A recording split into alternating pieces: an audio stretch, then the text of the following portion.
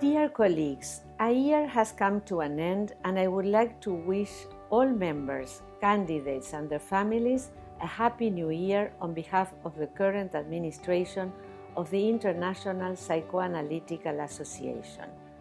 I also want to thank you once again for the vote of confidence you have given Sergio Nick and me, for having chosen us and for your show of support. Many of you have learned about our plans at the Buenos Aires IPA Congress. We hope to implement these initiatives in the next few years.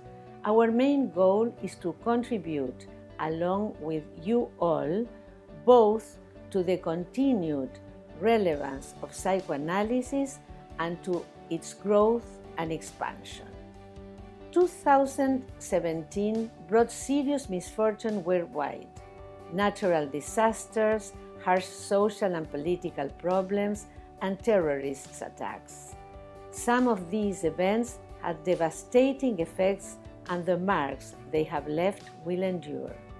While these challenges show human beings' fragility, they also prove the psychoanalytic tools to work with distressed communities. This type of work precisely is one of our administration's priorities, increasing IPA psychoanalysis contact with and presence in the community. We were trained for private practice, and this will continue to be the case.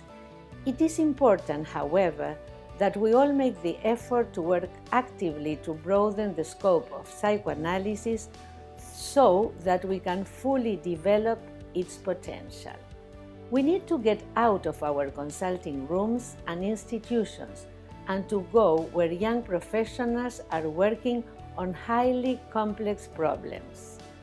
We also want to strengthen the relationship between the IPA and the regional federations and to enhance communication between IPA and its constituent organizations and between the IPA and its members. We aim to answer a question that is constantly being asked. What does the IPA do for me? Our treasurer, Andrew Brook, wrote a paper about this. You can read it in our website. We want to ensure that all members feel they are part of an organization that views their contributions as essential, that they are informed of all the activities taking place and of all the benefits to belonging to the IPA. Ours is a very large organization. Its administration is complicated by vast distances, significant time differences, and linguistic barriers. Still, we intend to create a sense of closeness that will defy distance and will encourage all IPA members to work for psychoanalysis, to make themselves heard, to publish, to share experiences and ideas, and to ponder the serious problems faced by societies today. We will use all the means at our disposal to meet this goal to strengthen our connection. We already have a team at the IPA that is working on this, along with the communications area at Lexicon, our new IPA office in central London. We need to continue to work with the candidates and their organization IPSO, which is so creative and enthusiastic. I've said it before and I'll say it again. Candidates, or analysts in training, as we call them in Latin America, are not only our future, they are our present. We are committed to offering them the best possible training in a context of academic excellence. Young people bring their ideas, and the IPA should provide a facilitating environment in Winnicott's terms that makes room for singularity, diversity, and difference.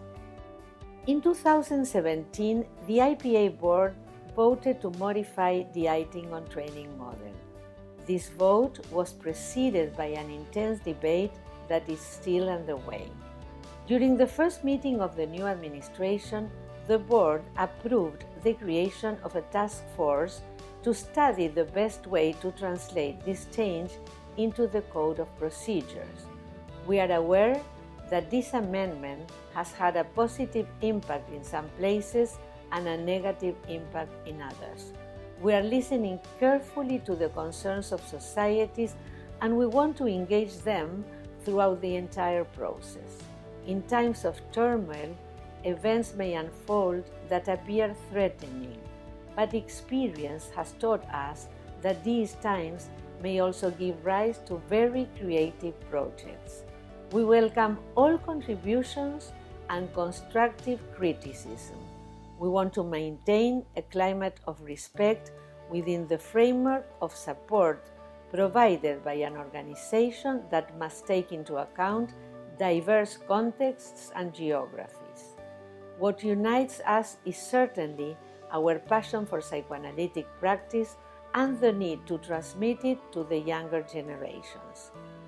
Our term at the head of the IPA has just begun, but I can assure you that we are all working with enthusiasm and that we deeply believe in the psychoanalytic method and in its ability to relieve suffering and help us understand the world we inhabit.